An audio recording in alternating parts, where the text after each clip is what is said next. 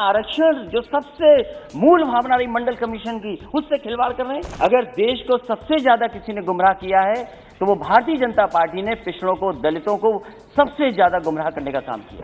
नीयत साफ हो तब हम उम्मीद करेंगे कि आरक्षण बचेगा। हम तो सरकार चलती देख रहे हैं उत्तर प्रदेश में। सभापति महोदय, मैं आपका धन्यवाद देता हूं कि मुझे बोलने का मौका मिला है। इस कॉन्स्टिट्यूशनल अमेंडमेंट बिल के समर्थन में मैं खड़ा हूं। साथ ही साथ बहुत सी बातें भी मुझे रखनी हैं। हालांकि समय सीमित है, पूरी बात नहीं रख पाऊंगा, लेकिन मैं कोशिश करूंगा कि कम समय में अपनी बात खत्म कर दूं।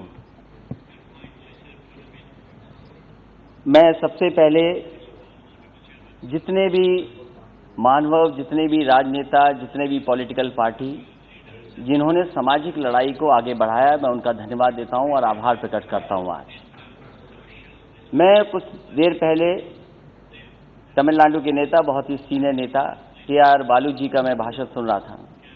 उन्होंने संघर्ष और किस तरीके से पुराने राजनेताओं ने, जो इस समाज में सबसे पीछे हैं, सबसे दबे लोग हैं, जो हजारों साल अपमानित हुए, उनके संघर्ष और उनको कैसे सम्मान और हक मिल सके, उसकी कैसे लड़ाई लड़ी गई।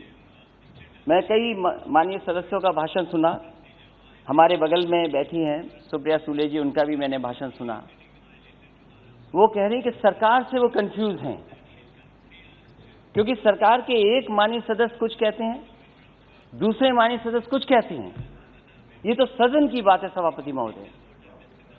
लेकिन अगर हम सत्ता पक्ष में बैठे लोगों की बातें सुने और उनका आकलन करें, अगर देश को सबसे ज्यादा किसी ने गुमराह किया है तो वो भारतीय जनता पार्टी ने पिछड़ों को, दलितों को सबसे ज्यादा गुमराह करने का काम किया। और सभापति महोदय, नीयत साफ हो तब हम उम्मीद करेंगे कि आरक्षण बचेगा।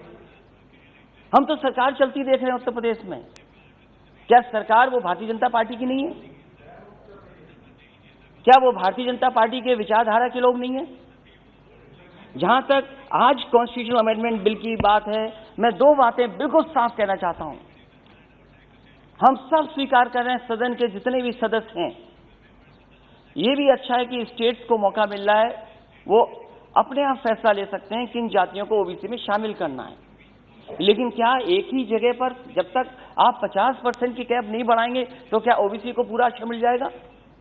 आप एक ही कमरे में न जाने कितने लोगों को बैठाना चाहते हैं। आप कहते हैं इसी सदन में, क्योंकि ये लोकसभा छोटी पड़ रही है, हमें एक सेंट्रल विस्टा बनाना पड़ेगा, क्योंकि बड़ा सदन बनाना है हमें, सब आराम से बैठ सके। तो आप अपनी सहूलियत के लिए तो बना रहे हैं सेंट्रल विस्टा, लेकिन आरक्षण जो सबसे मूल भावना रही मंडल कमीशन की, उससे खिलवाड़ कर रहे हैं। कौन नहीं चाहता जाति जनगणना हो? माननीय सभापति महोदय, हमसे बेहतर किसी ने नहीं देखा होगा कि जातियों में नफरत अगर कोई फैलाता है तो ये भारतीय जनता पार्टी के लोग जो नफरत फैलाते हैं।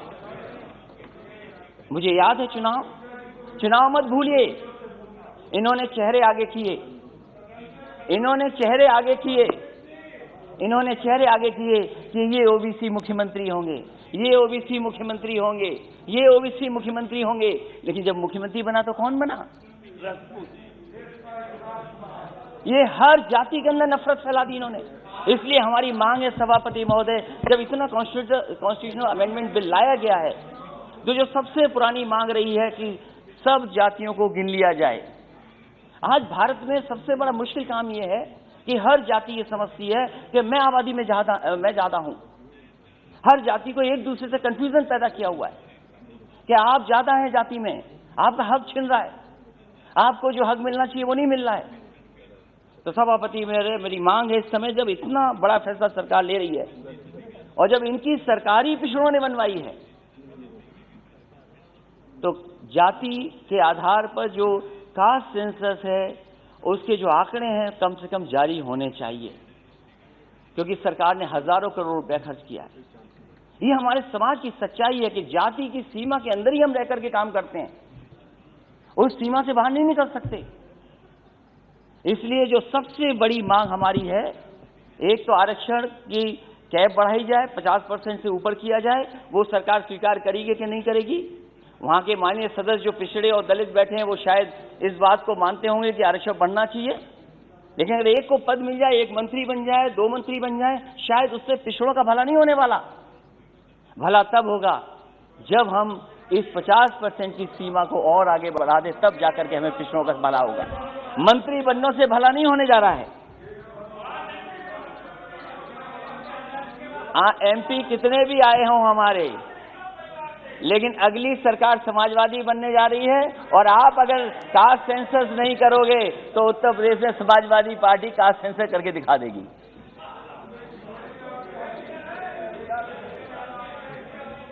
और वो नारा जो सोशलिस्टों ने दिया, सभापति महोदय, क्योंकि जब 50% से आगे की बात मैं कह रहा हूं तो वो नारा हमें याद करना चाहिए। सोशलिस्ट लीडर्स ने दिया कि सोशलिस्टों ने बांधी गांठ, पिछड़े पावे 100 में 60।